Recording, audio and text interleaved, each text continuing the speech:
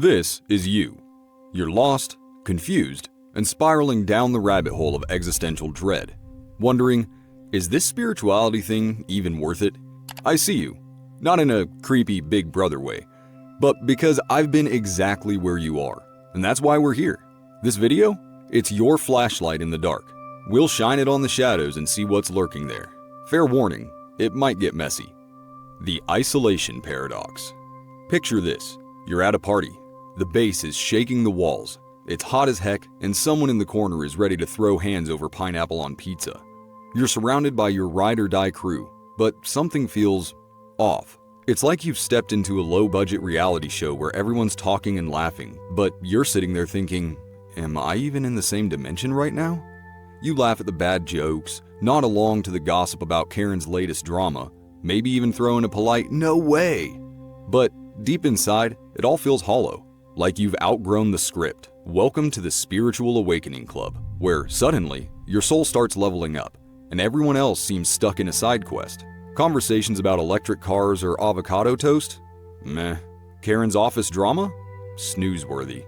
It's not that you've turned into a snob, it's just that your spirit is waking up from the matrix. All those metaphorical drugs the world's been feeding you, they don't work anymore. And the result? Isolation. But this isn't the I just need a little me time kind of isolation. It's the I'd rather watch paint dry than endure small talk kind. You'll start muting group chats, dodging family dinners, and ghosting social plans because discussing the weather feels physically painful. Here's the plot twist. It's temporary. Spiritual traditions call this the caterpillar stage. You're in your cocoon, shedding the old to make room for the new. And soon, you'll find your people. The ones who vibe on your new frequency. Whether it's a book club for existentialists, a yoga class full of overthinkers, or just one no BS friend who gets you, these connections won't just feel good, they'll feel real. So, hang in there. This phase isn't forever, and on the other side is something truly worth the wait. The empathy overload. Congrats! Your spiritual awakening just unlocked a new skill. Extreme empathy mode. Sounds cool, right? Well, not so fast. Imagine you're walking down the street, vibing to your playlist, and bam! You're hit with the sadness of the guy on the corner, the teenager dragging their feet, and even the stray dog that looks like it's auditioning for a Sarah McLachlan commercial. It's like your heart grew 10 sizes overnight, connecting you to everything. Every smile, every tear, every vibe. But here's the catch. This isn't all sunshine and good feels. Nope. You've become an emotional sponge, soaking up the world's pain like your soul runs a 24/7 empathy hotline. Suddenly, you're crying over news headlines, tearing up during cat food commercials, and wait, are you actually sobbing over a random stranger's Instagram post? Yep, welcome to empathy overload, the unofficial side effect of spiritual overgrowth. But don't panic just yet. This isn't a bug, it's a feature. Learning to manage it, that's your next boss level. First things first, take care of yourself, just like they say on airplanes. Put on your oxygen mask first. Grounding techniques are your new BFF, whether it's meditation, yoga, or stomping your feet on the ground with a loud, "Not today, energy vampires." Physical exercise works wonders too. Endorphins are like emotional ibuprofen. Remember that creative hobby you shelved ages ago? Dust it off. Whether it's painting, writing, or crochet, reclaiming a piece of yourself is the ultimate recharge. And here's some tough love. Accept the messy emotions. Fighting them only makes them stronger. Instead, sit with them. Ask, what's your deal? You'll be surprised how much peace comes from letting the storm pass. The goal isn't to save the world in one day. You're not a spiritual superhero. Yet. Empathy isn't a sprint. It's a lifelong journey. Think of it as your superpower in training. At first, it's chaotic, like Spider-Man before he nailed the landing. But with practice, you'll wield it like a pro. This heightened sensitivity is here to push you toward growth, to expand your heart and deepen your compassion. Yes, the world's messy, but it's also beautiful. Take your time, be gentle with yourself, and remember, even superheroes need naps. The identity crisis. You've spent your entire life building a self. It's got all the bells and whistles, your job title, your relationship status, your quirky hobbies, and even the kind of coffee you swear tastes better with almond milk. Now, imagine someone walks up, hands you a sledgehammer, and says, "Smash it." Yep. Welcome to the identity crisis portion of your spiritual awakening. The person you thought you were? Turns out they might just be a character in the world's longest running improv show. All those labels and roles you wore like badges of honor? Suddenly, they feel like costumes you've outgrown, like rocking last year's Halloween outfit to a Met Gala. At first, it's terrifying.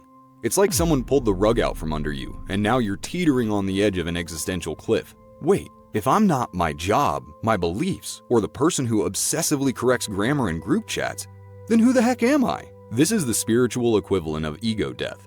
And no, it's not as glamorous as it sounds. But before you panic, hear me out. This isn't the end, it's a reset. Think of the self you've built as a sandcastle.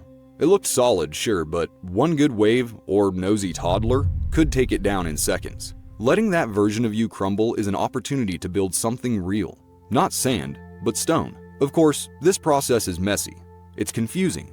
Some days you'll feel like you're auditioning for the role of existential crisis extra number 3. Decisions as simple as what to have for dinner suddenly feel monumental because, well, who even are you now? The key here is curiosity.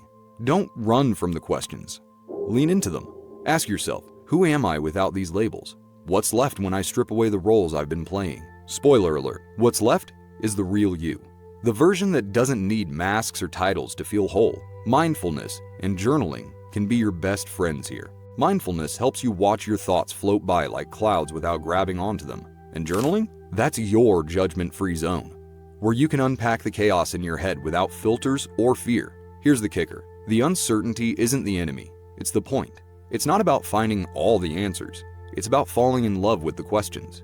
With each layer you peel back, you'll uncover something more authentic, more you than ever before. And just when you think you've got it all figured out, life throws another curveball at you. Because growth isn't linear.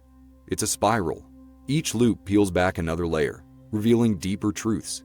So, be patient with yourself. Celebrate the small wins. Laugh at the absurdity. And don't forget to breathe. This isn't about losing yourself. It's about finding the you that doesn't need labels to shine.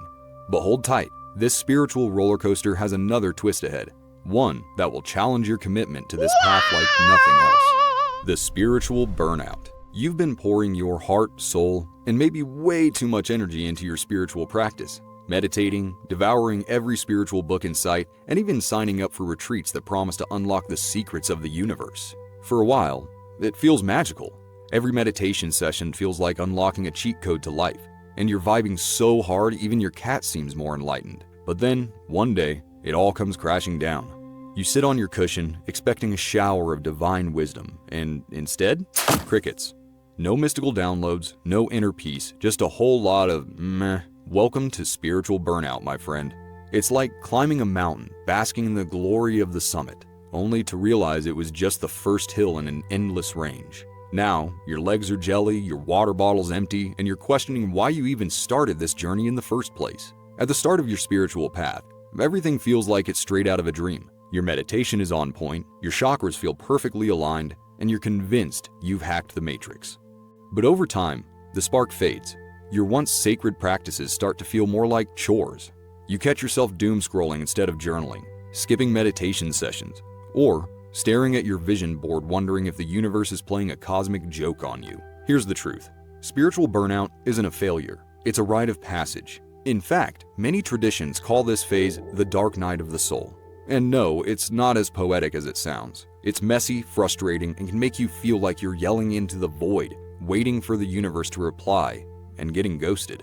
But let's flip the script. What if this dry spell isn't the end of your journey, but the beginning of something deeper? Think of it like working out. When you first start, progress is fast and noticeable. Then comes the plateau. It's not failure. It's your body adjusting, getting ready to level up. The same applies to your spiritual path. This burnout? It's your soul's way of saying, congrats, you've passed the beginner course. Ready for the advanced stuff? It's not just about the highs anymore. It's an invitation to dive into the messy, raw core of transformation. So, how do you navigate this phase without tossing your meditation cushion out the window? 1. Stick to the routine. Even when it feels pointless, keep showing up, meditate, journal, or engage in creative practices. These small acts of consistency are like planting seeds. You may not see results now, but growth is happening beneath the surface. 2. Switch it up. Burnout might mean it's time to shake things up. Explore new practices like breathwork, dancing, or even just walking in nature. 3. Let go of perfection. This isn't about ticking boxes off some cosmic to-do list. Embrace where you are, even if it's stuck, disconnected, or frustrated. 4. Sit with the void. Instead of resisting the emptiness, lean into it. Ask yourself, what is this silence teaching me? Sometimes the answers lie in the stillness. Growth isn't linear. It's cyclical. Moments of clarity are followed by periods of confusion. These quiet phases aren't setbacks, they're opportunities to reflect, integrate, and prepare for the next stage of your journey. So, take a deep breath, be gentle with yourself. Trust that this phase, as challenging as it feels, is preparing you for profound transformation. But here's the twist. Just when you think you've made it through the worst, another challenge may be waiting around the corner. And this time, it's not just about surviving, it's about thriving. Each challenge, whether it's burnout or doubt, is a teacher. It's helping you discover your true self, pushing you to find strength within, and make your practice more meaningful. Instead of resisting, embrace these struggles with curiosity. Ask, what is this teaching me? You might just find that what felt like a setback is actually moving you forward. Spiritual growth isn't smooth. It's messy and unpredictable, but full of feeling. Every moment of doubt is part of the process, helping you become more conscious and awakened. So trust the journey, embrace the discomfort, and know that every step, even the hard ones, is leading you exactly where you're meant to be.